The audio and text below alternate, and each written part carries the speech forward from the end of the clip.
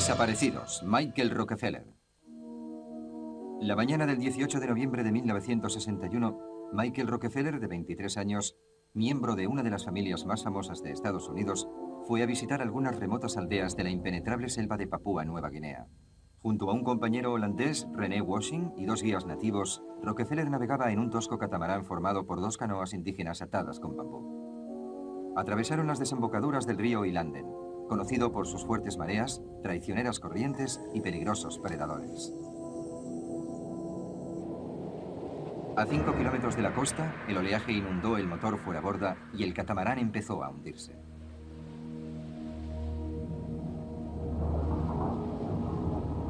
Los nativos fueron nadando a buscar ayuda, mientras Rockefeller y Washing se quedaron en la embarcación que se hundía lentamente. Al día siguiente, Washing fue encontrado sujeto a la canoa, pero no había señales de Michael Rockefeller. El joven heredero de 23 años había desaparecido sin dejar rastro. Michael Rockefeller era el hijo menor de Nelson y Mary Rockefeller. Tenía dos hermanos y dos hermanas, una de ellas su gemela, Mary. Llevaban una vida privilegiada en la finca familiar llamada Kiku, en Pocantico Hills, a pocos kilómetros de Nueva York. 4 generaciones de Rockefeller habían vivido allí a orillas del río Hudson, en una mansión llena de antigüedades y obras de arte. En 1960, Michael se graduó en Economía e Historia por la Universidad de Harvard. Se esperaba que se incorporara al negocio familiar de los Rockefeller. A finales del siglo XIX, el bisabuelo de Michael, John D. Rockefeller, amasó una gran fortuna con el auge del petróleo. Fundó la Standard Oil Company en los campos petroleros de Cleveland y en 1890 producía el 75% del petróleo de Estados Unidos. Durante toda su vida laboral, Rockefeller había donado parte de sus beneficios a la iglesia y las sociedades benéficas. A los 57 años, Rockefeller dejó de ocuparse plenamente de la Standard Oil y se dedicó más a sus ocupaciones filantrópicas, a las que dedicaba millones de dólares. Murió en 1937 con 97 años de edad, pero las siguientes generaciones de la familia Rockefeller siguieron haciendo obras de caridad hasta llegar a sus nietos, incluyendo a Nelson, padre de Michael. Mantuvieron la Fundación Rockefeller durante todo el siglo XX. Desde sus inicios en 1913, la fundación había donado más de 2.000 millones de dólares a entidades de todo el mundo.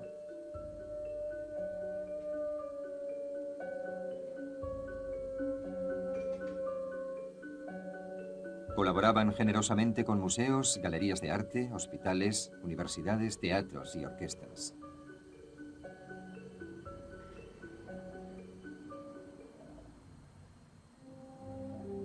Los Rockefeller se convirtieron en una de las familias más pudientes y poderosas de Estados Unidos.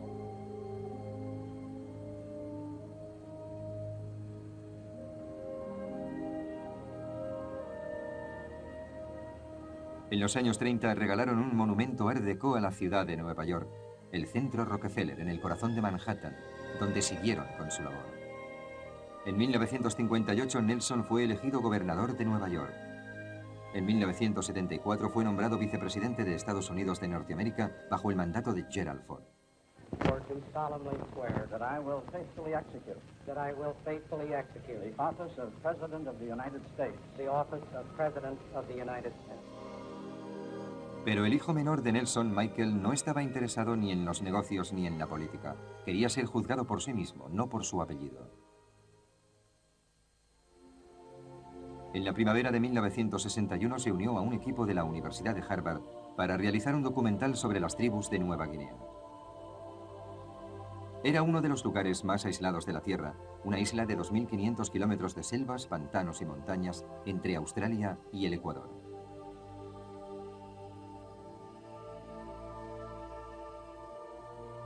Casi no existían mapas de las zonas del interior de la isla, prácticamente inaccesible. Nueva Guinea era un misterio para la mayor parte del mundo.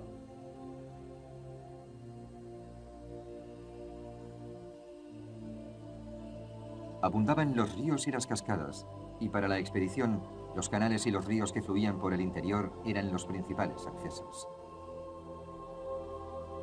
Las canoas de troncos eran su medio de transporte.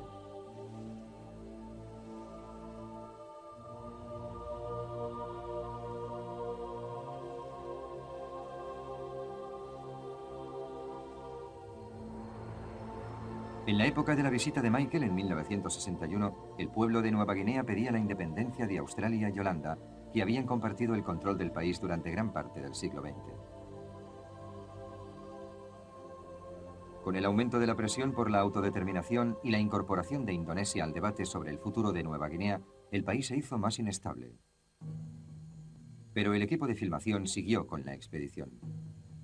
Su misión era registrar las costumbres de las tribus poco conocidas de Nueva Guinea y planeaban pasar todo el verano trabajando en el proyecto. Michael era el fotógrafo y el técnico de sonido del grupo. El equipo pensaba concentrarse en la tribu Ndani, una comunidad que vivía en el remoto interior montañoso del país. Eran conocidos por su carácter violento. En los años 50 los holandeses intentaron evitar el derramamiento de sangre, prohibiendo las guerras tribales de forma oficial. Los Ndani obedecieron las nuevas reglas e incluso recreaban sus danzas guerreras sin derramamiento de sangre, pero nadie creía que las matanzas hubieran terminado. Las autoridades holandesas temían que la presencia de las cámaras animara a luchar a los miembros de la tribu. Incluso temían que los cineastas los incitaran a la violencia deliberadamente, con objeto de que su documental pareciera más auténtico. Las relaciones entre el equipo y las autoridades eran tensas, pero para Michael Rockefeller la política no era importante. Estaba disfrutando de una libertad que nunca había experimentado, pero se avecinaban cambios. En septiembre de 1961 la expedición de Harvard había terminado de filmar en Nueva Guinea, pero Michael Rockefeller no deseaba regresar a Norteamérica ni hacerse cargo de sus responsabilidades familiares. Siguió su viaje para visitar a otra tribu de la costa. Viajó al oeste de Papúa para pasar algún tiempo con los miembros de la tribu Asmat, famosos por sus complejas tallas de madera. Lo que vio allí le hizo quedarse en Nueva Guinea. Las esculturas serían una importante aportación a la colección del Museo de Arte Primitivo de Nueva York, fundado por su padre.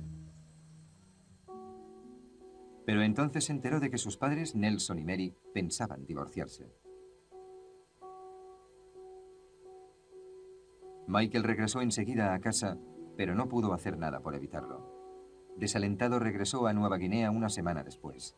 Nunca más volvería a casa.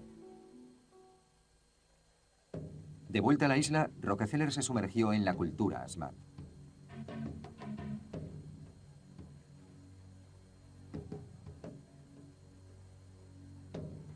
Vivía con la tribu, compartía su comida y sus costumbres y grababa sus antiguos rituales.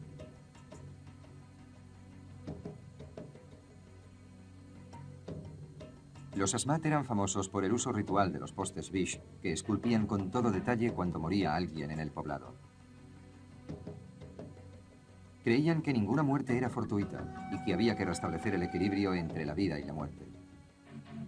La muerte podía ser atribuida a alguien y había que vengarla. Antes de que las autoridades holandesas prohibieran las guerras tribales, iban a la caza de cabezas para aplacar a los espíritus.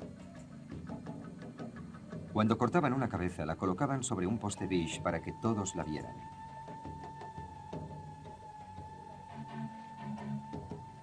Después llevaban los cráneos al poblado y se dejaba que los postes se pudrieran en la selva. Después de la prohibición de los años 50, los miembros de la tribu seguían confiando en sus danzas y rituales para alejar a los malos espíritus. Michael decidió llevarse algunos postes Bish para exponerlos en la galería de Nueva York. El 18 de noviembre se puso en camino desde Agats en su catamarán de canoas hacia el pueblo de Atsug, a 40 kilómetros de la costa. La ruta era larga y tortuosa por los canales navegables del interior, pero Michael decidió tomar una ruta directa por el mar de Arafura, que le obligaba a cruzar la desembocadura del turbulento río Ilanden.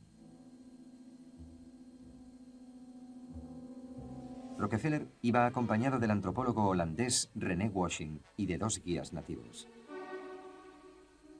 Antes de salir de Agats, advirtieron a Michael de que su embarcación iba sobrecargada, lo que era muy peligroso para navegar por mar. A unos 5 kilómetros de la costa, el bote fue cubierto repentinamente por una gran ola. El motor fuera a bordo se inundó y dejó de funcionar en medio de un gran oleaje. Los guías nativos decidieron volver nadando a tierra en busca de ayuda, mientras Rockefeller se quedaba con su compañero holandés René Washing, que no sabía nadar. Esperaron en el bote toda la noche, pero nadie vino a rescatarles. Después de nadar durante 5 horas, los nativos llegaron a la orilla y alertaron a las autoridades. La búsqueda se inició inmediatamente con barcos, aviones y canoas, pero la densidad de los bosques y la inaccesibilidad del litoral hacían la búsqueda muy difícil.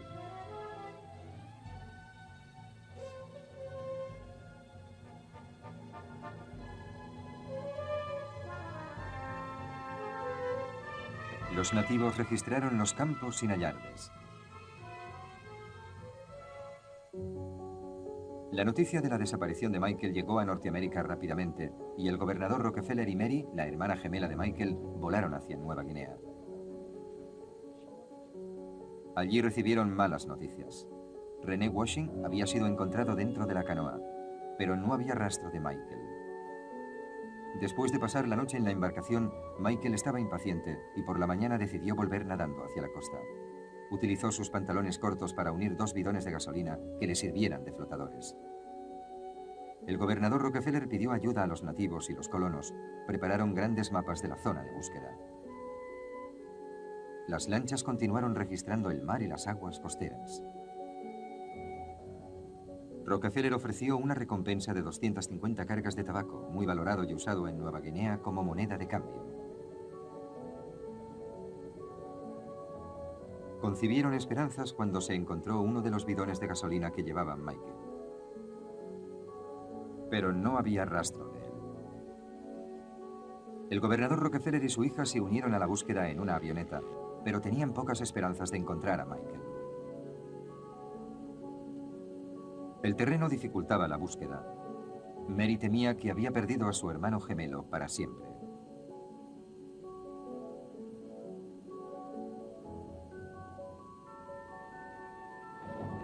El 29 de noviembre, con la llegada de los primeros monzones, los atribulados Rockefeller se rindieron y regresaron a Estados Unidos después de 10 días de infructuosa búsqueda.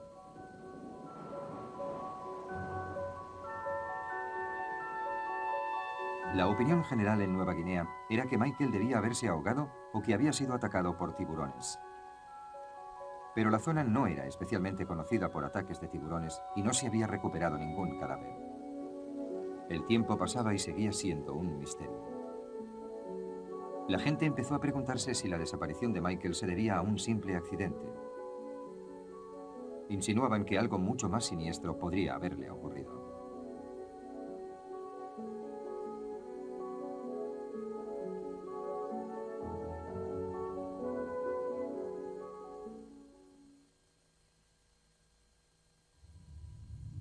Con el paso de los años aumentaron las especulaciones sobre la desaparición de Michael Rockefeller ocurrida en Nueva Guinea en 1961.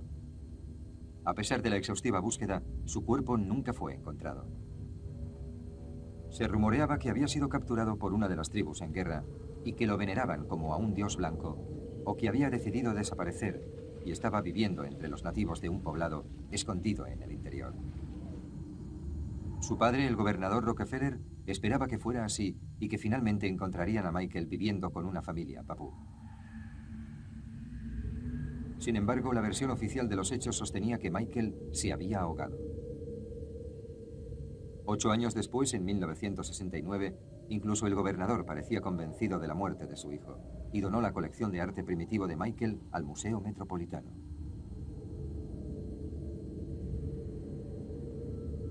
La preciada colección fue enviada a Estados Unidos y expuesta al público.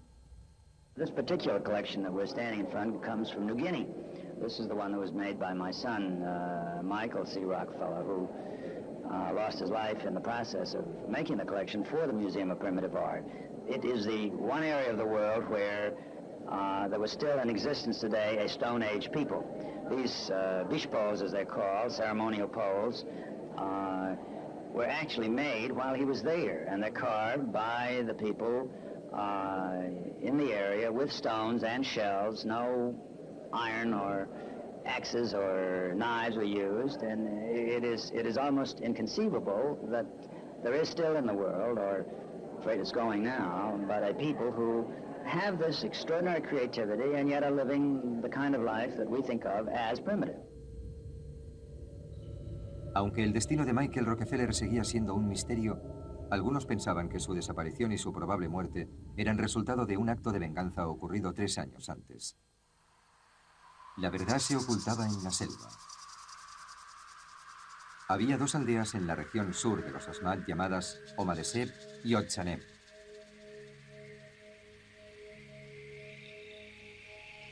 Los habitantes habían luchado violentamente entre ellos durante años.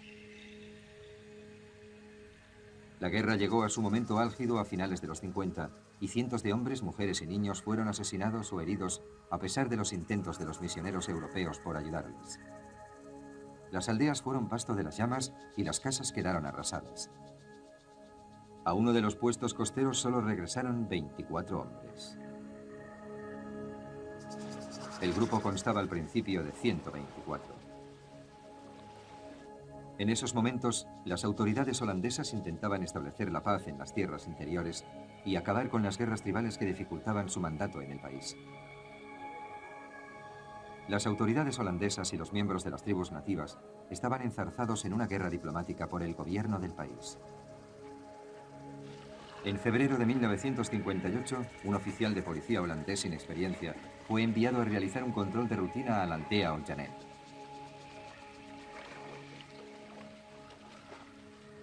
Iba acompañado por algunos policías nativos armados con metralletas.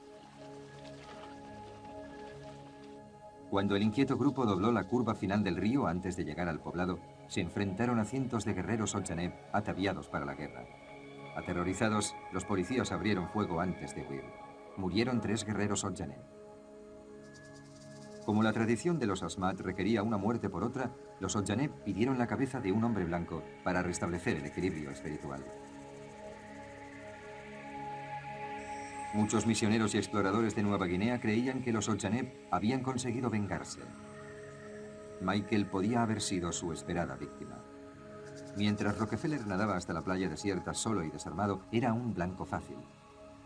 Sus encuentros previos con los miembros de la tribu habían sido amistosos y por lo tanto no esperaba ser atacado. Durante la búsqueda de Michael, nadie visitó el poblado de los Otchaneb. Tenían fama de violentos. Y además los lugareños habían levantado una barricada en la entrada del río impidiendo el paso.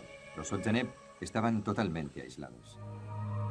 Durante los 18 años siguientes, la historia de Michael Rockefeller fue olvidándose, pero en Nueva York su familia seguía necesitando saber la verdad. Después de la muerte de Nelson Rockefeller en 1979, Mary, la madre de Michael, contrató a un investigador privado para que buscara a su hijo perdido. El australiano Frank Monty, que se denominaba a sí mismo detective de las estrellas, recibió $250.000 para buscar a Michael Rockefeller o sus restos. Monty puso anuncios en los periódicos ofreciendo una recompensa por cualquier información sobre la desaparición de Michael Rockefeller. En octubre de 1979, 18 años después de la desaparición de Michael, las investigaciones de Monty lo llevaron a Foss, una pequeña aldea en la cabecera del río Ilanden, en Nueva Guinea. Allí hizo un trato con el jefe del poblado y le cambió una de sus lanchas fuera borda por 3 cráneos. Los cráneos de los únicos hombres blancos a quienes había matado la tribu.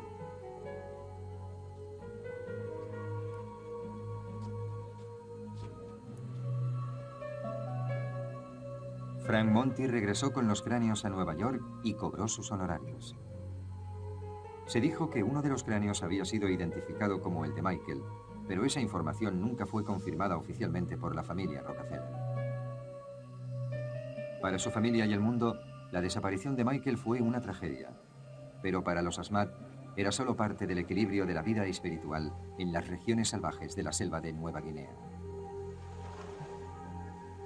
Ni su famoso nombre ni su riqueza pudieron salvarle.